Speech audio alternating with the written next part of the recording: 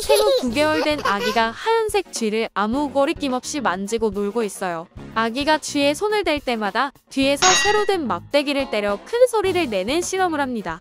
당연히 아기는 큰 소리를 들을 때마다 깜짝 놀라서 앞으로 고꾸라지고 울음을 터뜨렸지요. 이런 실험을 어느 정도 반복한 후 하얀 쥐에 대한 아기의 반응이 어떻게 변했을까요? 그 이후 아기는 잘 만지고 놀던 하얀 쥐를 단지 보기만 해도 울음을 터뜨리는 공포심을 나타냈답니다. 이처럼 전혀 공포를 유발하지 않았던 자극이 공포를 유발하는 자극과 같이 학습되면 전혀 공포감이 없던 자극만 주어져도 공포를 유발하는데요. 이를 공포 조건화라고 부릅니다. 오늘은 이 공포 조건화의 기전에 대해 알아보도록 할게요. 하얀 쥐를 본 것처럼 그 자체로 공포 반응을 유발하지 않는 자극을 조건 자극이라고 하고, 큰 소리처럼 공포 반응을 유발하는 자극을 무조건 자극이라고 합니다.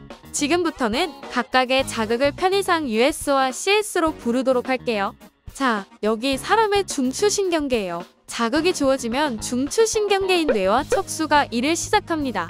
먼저 비교적 약한 자극인 CS가 감각신경을 통해 뇌로 유입이 되는데요. 간내의 시상을 거쳐 편도체의 외측핵에 도달합니다. 간내는 감각 정보를 중개하는 곳이기 때문에 감각 자극은 다 간내를 거치게 되죠. 그리고 여기가 편도체인데요. 편도체는 학습이나 기억, 감정과 관련한 정보를 처리합니다. 이번엔 공포 반응을 유발하는 자극 US를 볼게요. US의 경우도 감각신경을 통해 유입되지만 CS와 달리 강한 자극이라서 척수시상 경로를 통해 좀 더 빠르게 전달됩니다. 대뇌까지 전달해서 운동신경을 통해 방어 명령을 내리기에는 너무 긴급한 사안이기 때문에 핫라인인 척수로 전달을 하는 겁니다. 그렇게 척수시상을 거쳐 외측핵으로 더 빠르게 전달된 후 신호 전달이 편도체의 외측핵을 넘어 그 주변의 중심핵의 뉴런으로까지 이루어지는데요. 바로 이 중심핵이 공포 반응을 유도합니다. 정리하자면 자극에 따른 전달 과정은 이렇게 됩니다.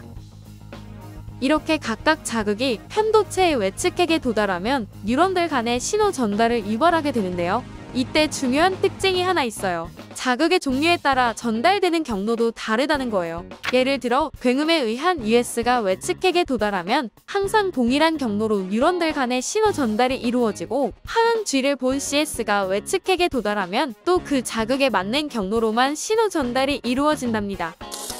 이제 뉴런들이 어떻게 신호 전달을 하는지 볼게요. 뉴런은 신경세포체에서 신호를 전달하는 부위인 축삭 돌기와 신호를 받아들이는 부위인 가지 돌기가 뻗어나온 구조를 띠고 있는데요. 인접한 두 뉴런 사이에는 시냅스라는 미세한 틈이 있어서 여기로 신호 전달을 합니다. 신호를 전달하려는 뉴런의 축삭 돌기 말단이 시냅스 점막, 신호를 받는 뉴런의 가지 돌기 말단이 시냅스 후막인데요. 점막에서 후막으로 신호 전달의 방향은 이렇게 됩니다. 자, CS가 외측핵에 뉴런 1에 전달이 되었어요. 이제 시냅스에서 일어나는 일을 확대해서 볼게요. 자극에 대한 신호를 전달하기 위해 뉴런 1의 시냅스 점막에서 글루타메이트라는 신경 전달 물질이 방출됩니다. 글루타메이트는 시냅스를 가로질러 뉴런 2의 시냅스 후막에 분포하는 AMPA 수용체와 결합을 하는데요. 이때 나트륨 양이온을 뉴런 2에 유입시켜 탈분극을 일으킵니다. 일반적으로 동물 세포막 내부는 상대적으로 음전하를 띠고 외부는 양전하를 띠면서 안정된 상태를 유지하는 분극 상태거든요. 그런데 순간적으로 세포막 내부로 양이온이 대량 유입이 되니까 점점 분극 상태를 벗어나는 거예요.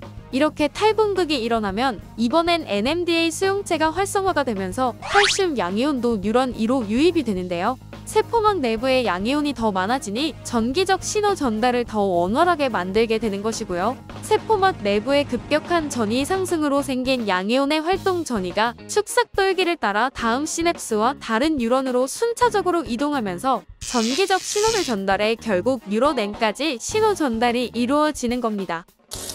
이번엔 US의 경우를 볼게요. US는 강한 자극이어서 신호 전달 과정에서 NMDA 수용체뿐 아니라 또 다른 칼슘 채널인 LGVCC를 통해서도 칼슘 양이온을 유입시키는데요. 결국 CS에 비해 칼슘 양이온이 더 많이 유입되는 거라고 보면 되겠죠. 이때 유입된 칼슘 양이온은 AMPA 수용체의 활성을 높이면서 새로운 AMPA 수용체의 합성도 촉진한답니다.